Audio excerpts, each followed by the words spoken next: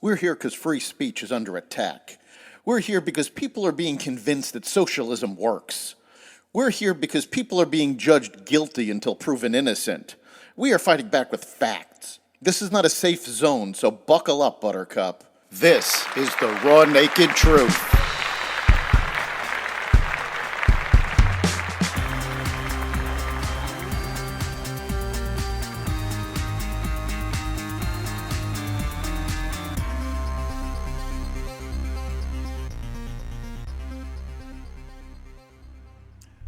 Welcome to the Raw Naked Truth. I'm your host, Eric Lopkin, and here's the news you need to know. Consumer confidence fell for a third consecutive month in July, according to Lynn Franco, Senior Director of Economic Indicators at the Conference Board. The decrease was driven primarily by a decline in the Present Situation Index, a sign growth has slowed at the start of Q3. The Expectations Index held relatively steady, but remained well below a reading of 80, suggesting recession risks persist. Concerns about inflation, rising gas and food prices in particular, continued to weigh on consumers. As the Fed raises interest rates to rein in inflation, purchasing intentions for cars, homes, and major appliances all pulled back further in July.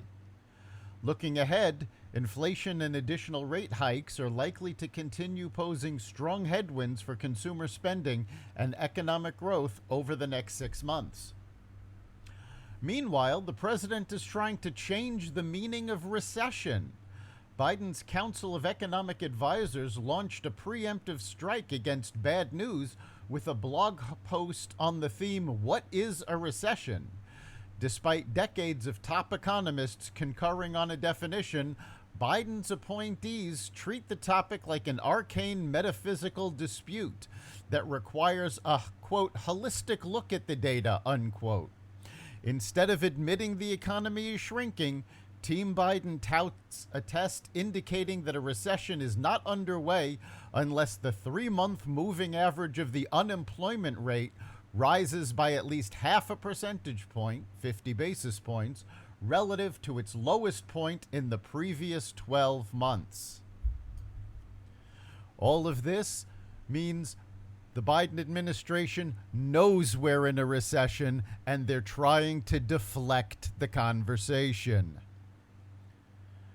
Federal Reserve policymakers start a 2-day meeting today that is expected to end with the central bank's latest aggressive interest rate hike to cool the economy and bring down the highest inflation in 4 decades.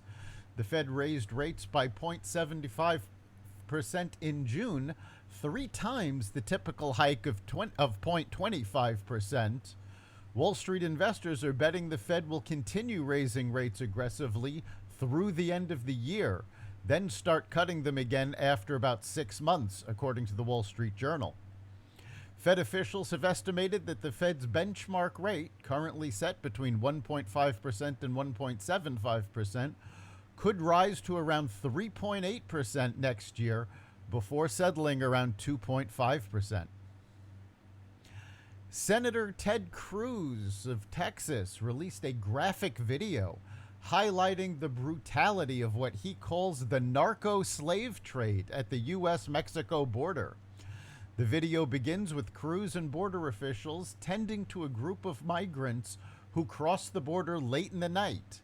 He highlights that the vast majority of migrants are being economically exploited by the drug cartels bringing them into the U.S.